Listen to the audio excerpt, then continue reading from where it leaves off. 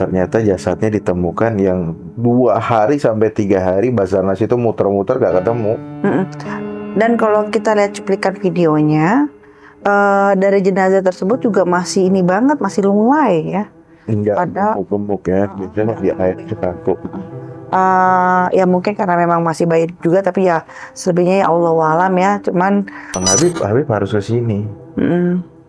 Kalau Habib ke sini pasti ketemu.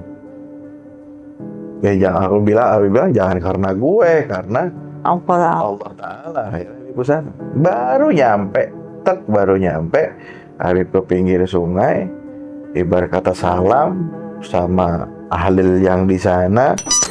Kami aja golongan binatang dan kami binatang buas masih punya empati. Jadi kalau kalian nggak punya empati ya kasihan banget gitu ya. Sayang, sangat disayangkan, sedangkan manusia adalah ciptaan Allah yang paling.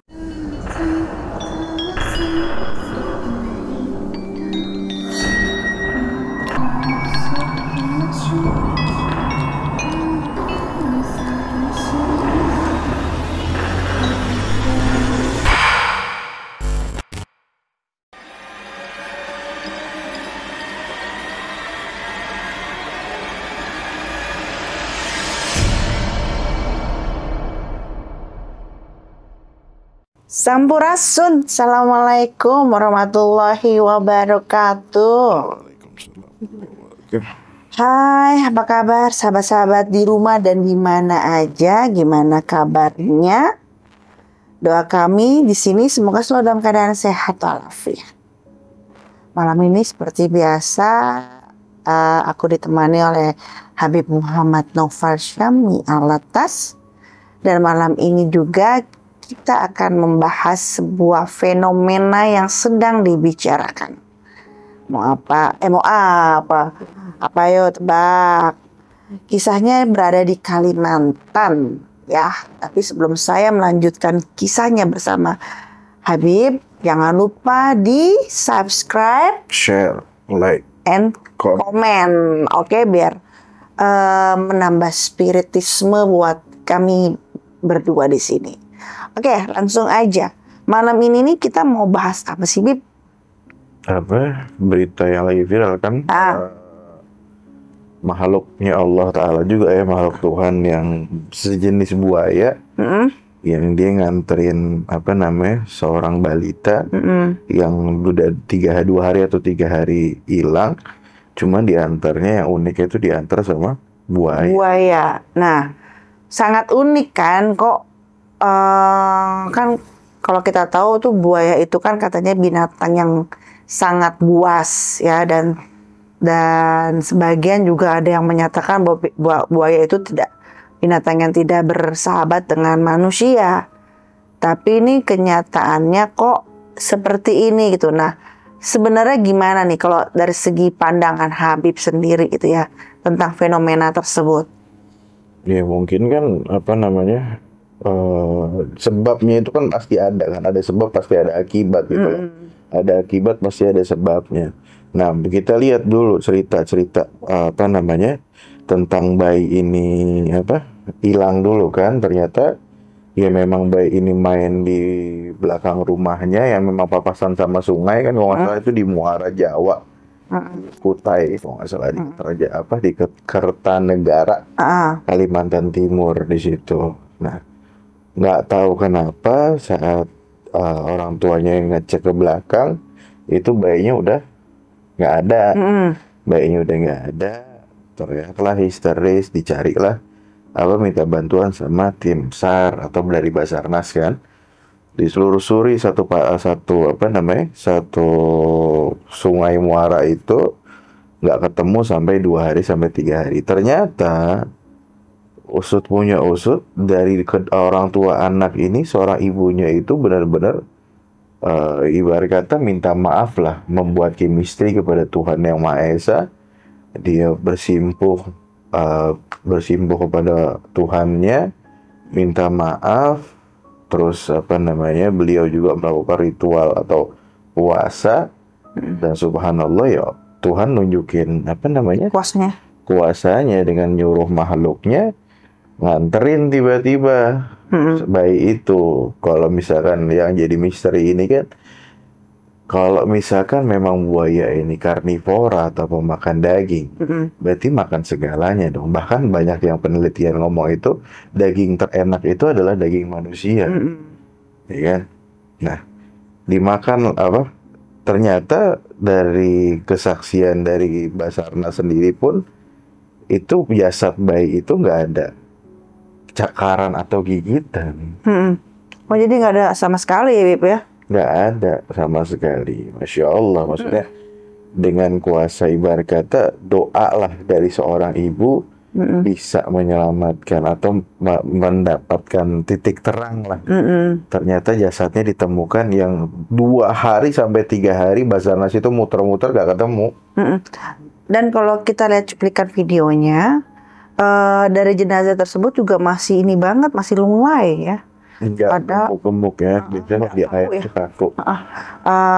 Ya mungkin karena memang masih bayi juga, tapi ya selebihnya ya Allah alam ya. Cuman saya lihat kok kayak masih baru kecebur, terus masih lemes deh ibaratnya seperti itu. Nah, ini kan sebuah spiritual berarti ya, sebuah spiritual yang si ibu ini menjalankannya ya Bib ya. Dan dia membangun chemistry pada Allah Subhanahu Wa Taala. Nah, sekarang pertanyaan kita nih ya, dengan sosok buaya seperti yang teman-teman tahu itu adalah buaya itu lebih golongan binatang ganas ya. Nah kalau kita membahas dari segi spiritual, kita keluar dulu nih dari persoalan logika ya, dari ya memang sudah adabnya katanya buaya itu binatang yang sangat buas. Nah kita keluar dari kondisi ini. Pernah kita tahu kan di Kalimantan ini kan bukan baru sekali dengan adikan fenomena segitu Bib. Nah kalau dari segi spiritual ada nggak sih makhluk-makhluk Allah ya seperti kayak buaya atau bagaimana gitu kan? Nah mungkin teman-teman di rumah ini ada yang belum tahu nih Bib, kita bisa jelaskan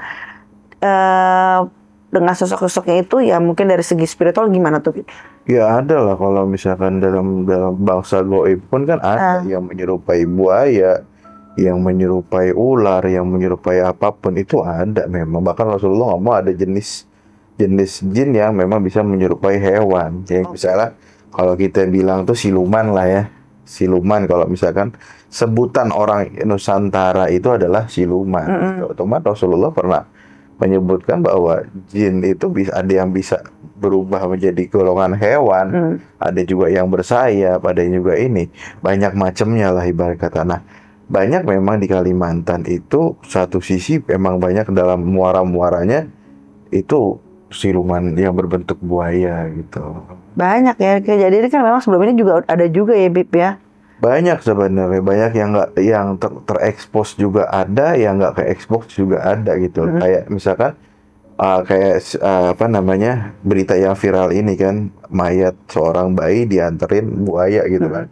Nah sebenarnya sebelum itu pun ada juga di Kabupaten Berua kalau nggak salah, itu ada kalau ini bukan bayi tapi seorang remaja lah ibaratnya atau bapak-bapak gitu, itu hilang juga di sungai. Oh gitu. Tapi lupa sungainya apa, atau muaranya apa. Itu hilang katanya habis mandi sama kawan-kawannya. Nah, terus hilang 2 hari juga kalau nggak salah.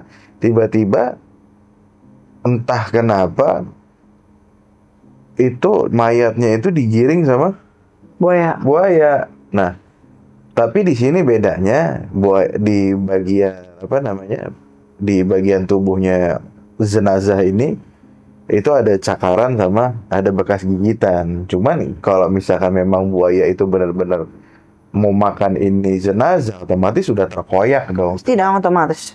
Ini utuh, gitu utuh. Nah diteriakin lah sama warga sekitar yang lihat. Lepas katanya, lepas itu jenazahnya, lepas di pinggir sungai lah. Itu bener dilakuin, kayak misalkan buaya ini dengar kata-kata atau ngerti kata-kata warga di situ, dan itu diseret di tengah di pinggir muara itu, pinggir sungai itu, dan buaya pergi. Gitu ya. Gitu. Nah sekarang kalau dari segi itu juga, dari segi spiritual juga ada beberapa manusia kan Bib yang memang kalau bisa kita bilang itu dia sebagai pawang atau juru kunci di daerah situ gitu kan ya. Gimana menurut pandangan Habib nih, ada nggak golongan manusia yang memang bisa melakukan itu gitu loh? Ya ada lah. Kayak golongan ibarat kata dari tingkatan nabi ya.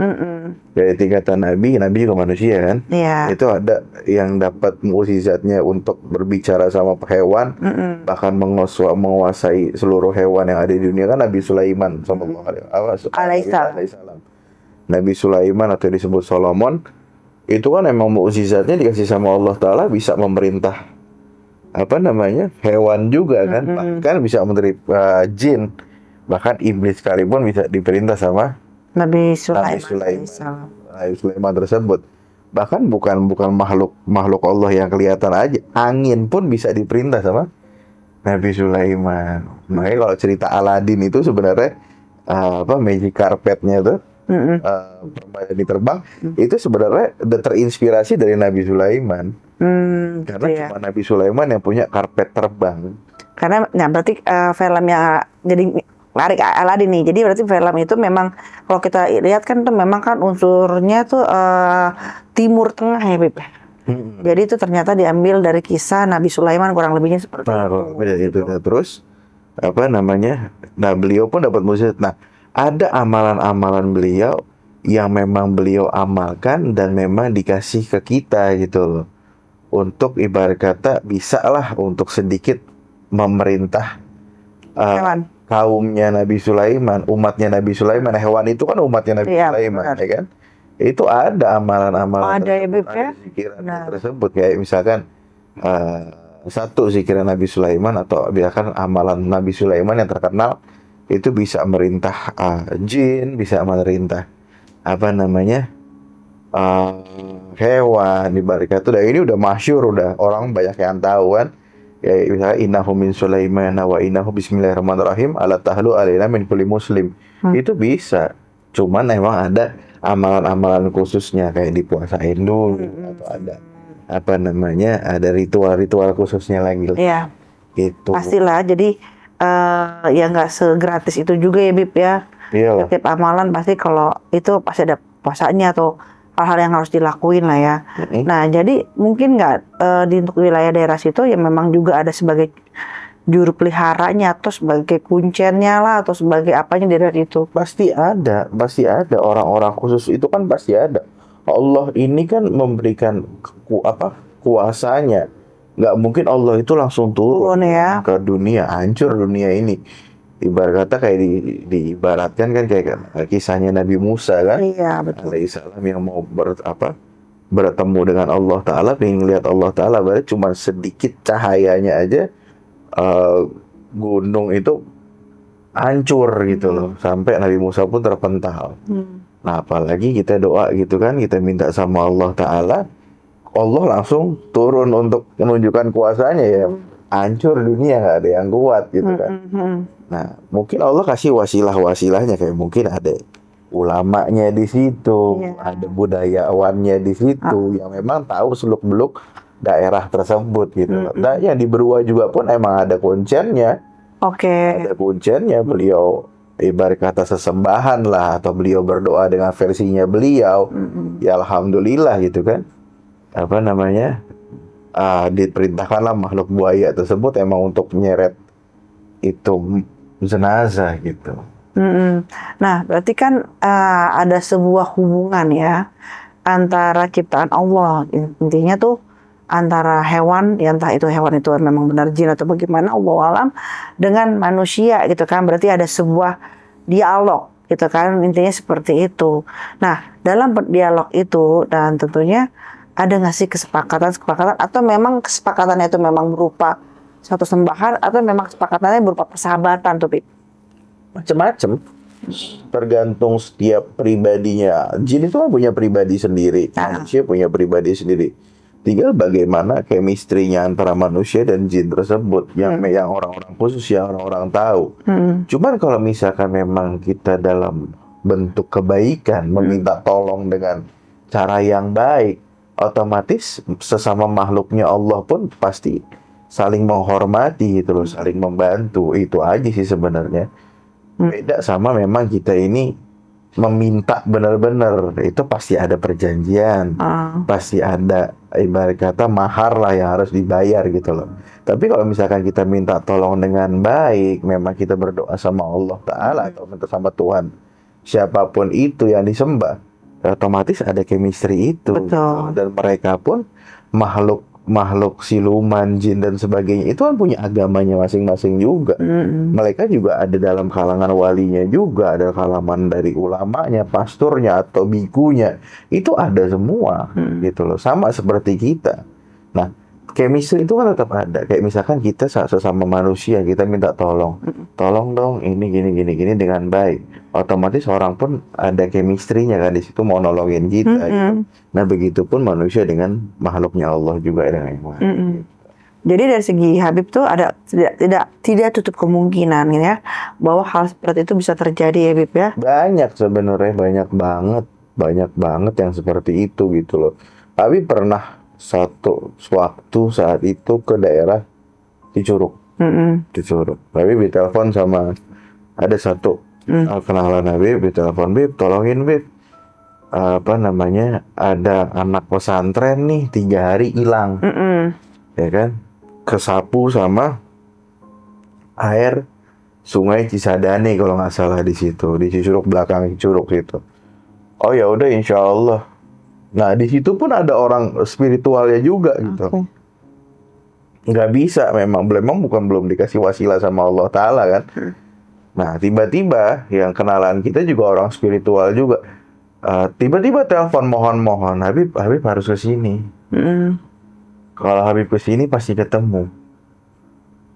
Ya Habib bilang jangan karena gue, karena Allah Ta'ala. Akhirnya Habib ke sana. Baru nyampe Habib ke pinggir sungai, ibarat kata salam sama ahli yang di sana.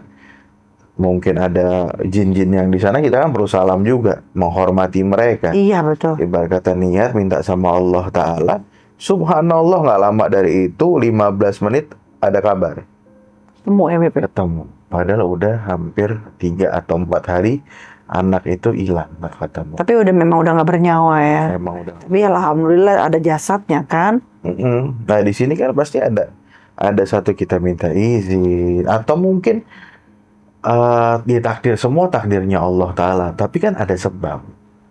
Mungkin anak itu mandi di situ nggak izin atau nggak salah main cemplung aja, kita nggak tahu, atau bagaimana, atau keteledoran keluarganya atau keteledoran dari pihak pesantrennya, kita nggak tahu.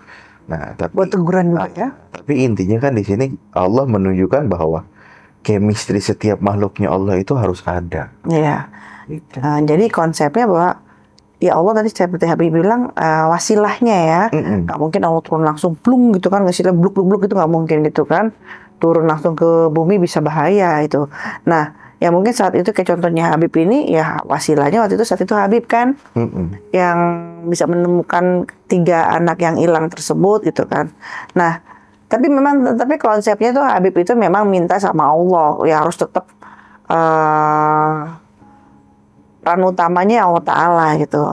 Nah di situ bagaimana keridhaan Allah menjadikan Habib itu wasilahnya untuk menolong sesamanya saat itu, dan itulah yang terjadi kurang lebihnya anak kecil yang berada di Kuta ya Habib ya.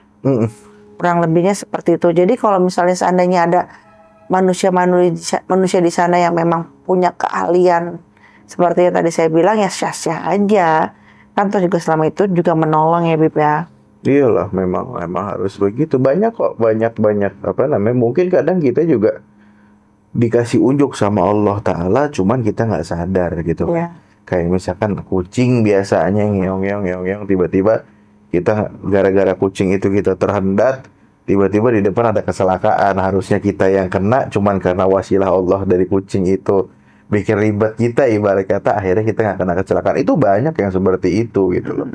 Bahkan di video-video juga karena digigit semut, dianya pindah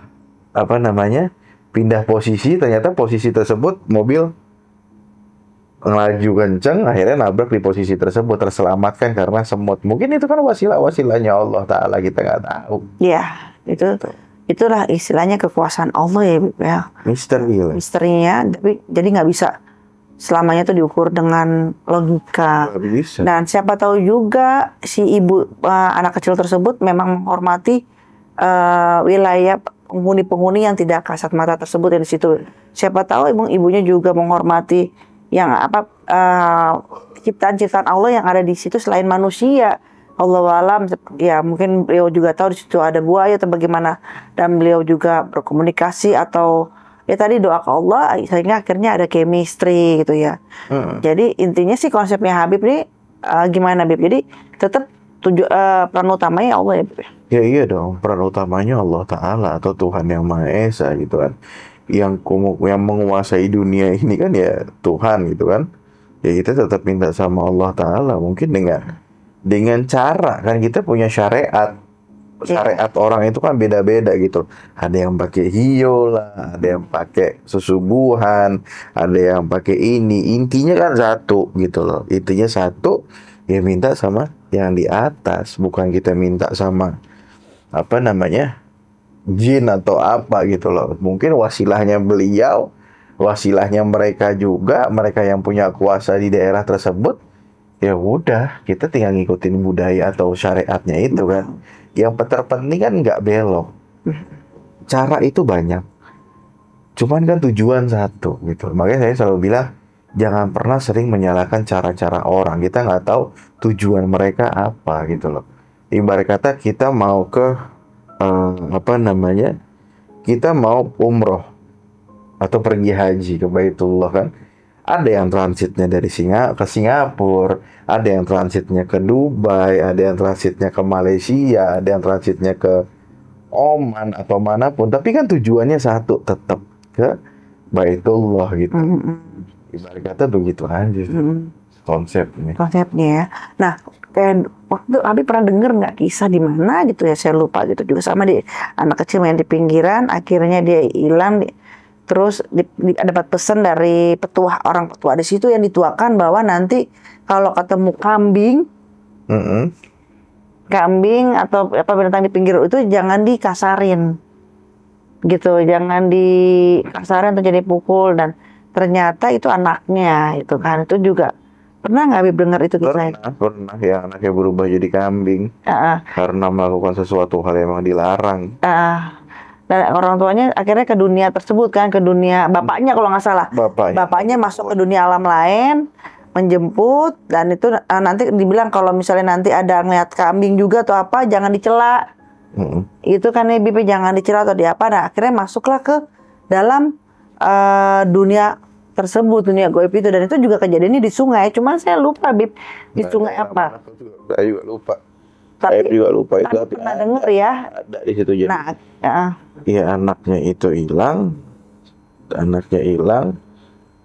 akhirnya ke orang pintar kan, orang yang memang punya kemampuan khusus, disuruh sesaji lah ibarat kata di pinggir sungai tersebut. Nanti kalau ada anak kambing, anak kambing jangan diapa-apain ya. Kalau makan ini jangan diapa-apain. Akhirnya beliau juga mungkin ya namanya bapak orang tua nggak mau sabar, akhirnya minta cara cepat. Pergilah beliau ke alam jin tersebut nyari anaknya. Nah nanti kalau sebenarnya ada kambing juga atau ada ujian apa, intinya yang pertama jangan makan di situ. Ternyata dilanggar. Terus ini tetap dilanggar. Akhirnya tadi dicela. Nah balik tetap anaknya jadi kambing. Iya, itu juga. Dan itu ada ceritanya, bukan dongeng gitu kan, kejadian-kejadian kayak begitu. Jadi ya maksud saya bahwa nggak semuanya tuh bisa kita cerna dengan logika, namanya kuasa Allah ya. Allah menunjukkan kuasanya ya suka-suka Allah. Dengan programnya, dengan caranya ya kita hanya bisa sebagai manusia ya, oh ya Allah sudah menunjukkan kuasanya, gitu aja sih gitu.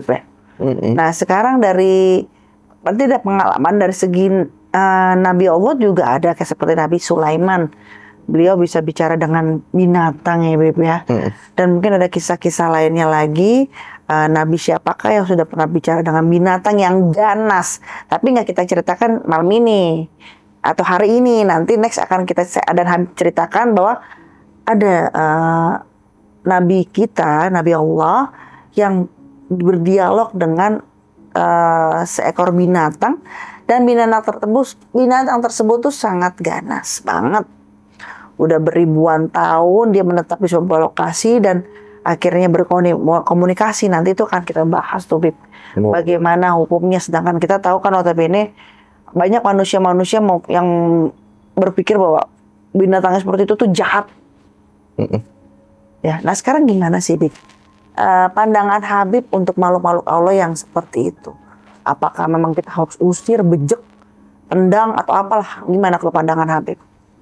Intinya selama dia tidak ganggu, kita juga nggak ganggu, pasti ibarat kata ada saling, ya tadi balik lagi chemistry, saling menghormati, insya Allah sih aman-aman aja, nggak perlu harus kita bunuh atau apa, semua makhluknya Allah Ta'ala. Cuman kalau ada bagian tertentu yang memang diizinkan sama Allah Ta'ala untuk dibunuh gitu loh. Ibarat kata kayak kita lagi sholat, ya kan? Sholat itu wajib, kita lagi sholat, tiba-tiba ada ular. Nah ularnya pun ular berbisa. Dan ular berbisa tuh kita boleh ngakhirin sholat, dan kalau misalkan bisa dibuang aja dibuang, atau misalkan memang susah atau takut atau memang dia sudah mau ancang-ancang gigit, dipotong palanya langsung boleh, tapi jangan disiksa. Oke. Itu boleh, memang diperbolehkan. Cuman ada step-step khususnya gitu loh. Kalau misalkan kita ngelihat ular di depan kita, dia nggak ganggu apa-apa, terus kita bunuh, ya mungkin ada dosanya juga gitu kan. Atau hewan-hewan yang lain. Intinya saling hormatin aja. Kita banyak kok lihat-lihat kayak film-film atau di IG, di Instagram gitu kan, video-video yang manusia miara singa, miara macan, miara hewan-hewan buas. It's fine aja kan. Yang terpenting kan memang ada satu chemistry di situ. Ibarat kata Habib aja miara ular, ya kan? Dan sampai sekarang belum pernah digigit sama ular tersebut. Yang penting kan kita saling menghormati. Waktunya mereka makan, ya kita kasih makan gitu kan. Walaupun waktunya mereka nggak bisa dipegang, ya jangan dipegang. Nah terkadang egonya manusia itu seperti itu. Oke, paham. Nah jadi kita kembali kepada persoalan buaya darat, bukan ya Bib?